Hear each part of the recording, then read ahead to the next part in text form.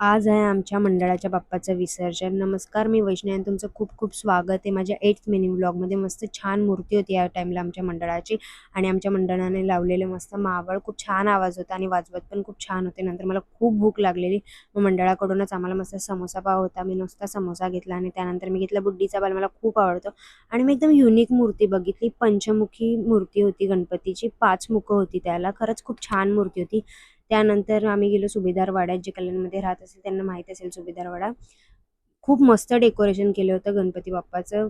पूर्ण छत्रपती शिवाजी महाराजांचं डेकोरेशन होतं. खरंच खूप छान होतं. मला खूप आवडलं. त्यानंतर एक छोटा मुलगा होता. त्याला ढोल वाजवता येत नव्हता, पण तो ट्राय करत होता. मस्त वाजवत होता. सगळे त्याच्याकडेच बघत होते आणि त्यानंतर मग शेवटचा आमचा स्टॉप आला होता, जिथे आम्ही थोडा वेळ वाजवतो. कारण की 10 वाजले होते. तर तिथे जरा वेळ वाजवून मग आम्ही पुढे गेलो.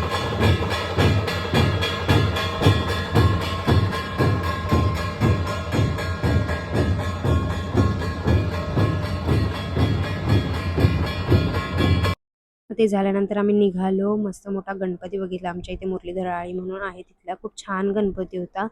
त्यानंतर माझी फेव्हरेट पाणीपुरी खायला गेली मी. मला खूप आवडते. मस्त पाणीपुरी खाल्ली. तर असा होता आजचा माझा दिवस. थँक